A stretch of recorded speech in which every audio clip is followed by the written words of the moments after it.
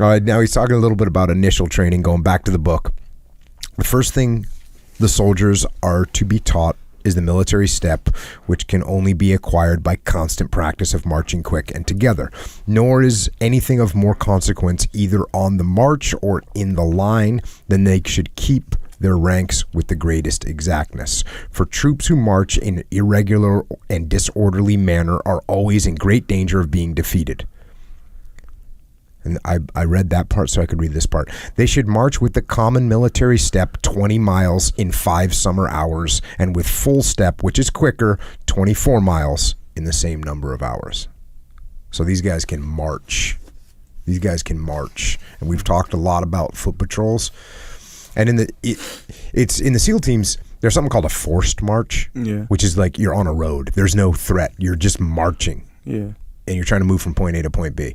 Don't do a lot of that in the SEAL teams. You don't even do really much well, I can't say that. But there's a difference. That's a forced march. We called it a forced road march. Mm-hmm. And then there's patrolling, where you're tactical and you're scanning your field of fire. These guys are talking about a forced road march. You're just on the road. It's basically you're going as fast as you can. So it's just like maybe you don't have a ride or something. I mean, in your case. Yeah. Wouldn't have a ride for whatever reason.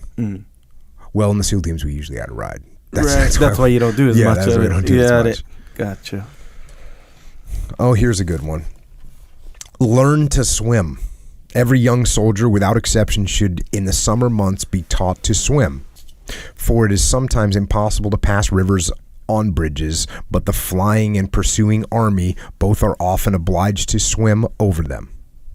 A sudden melting of snow or fall of rain often makes them overflow their banks, and in such a situation, the danger is as great from ignorance in swimming as from the enemy.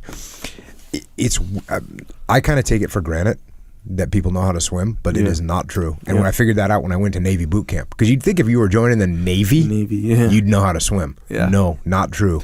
Yeah, not true at all. People did not know. A decent amount of people did not know how to swim. Yeah, I'm with you. I come from Kauai, where everyone knows how to swim. Yeah, even at like 2 years old, people you know how to swim because you're on an island. Yeah, and that's all. But yeah, man, there's people. Yeah, straight up. Some people haven't even seen the water. Like the ocean or whatever. Well, there's definitely people that haven't seen the ocean. Yeah, I mean, when I went to SEAL training, there was guys that had never been to the ocean before. Yeah, they were from Iowa. Yeah, no, they just salt. Why does the water taste salty? Yeah, was it?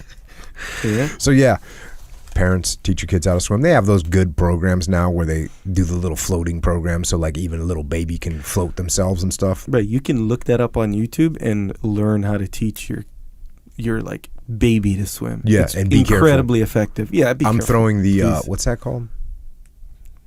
The safety tip. Yeah, the safety tip. Mm-hmm. Yeah, that's you got to when you're doing anything in the water, you got to be careful, really careful. Yeah, even when you're training in the water, you got to be really careful. One up, one down is the rule. Like if one person's doing some training, someone's got to stand there and watch them to make sure that they're safe. Yeah. But yeah, if you don't know how to swim, learn how to swim.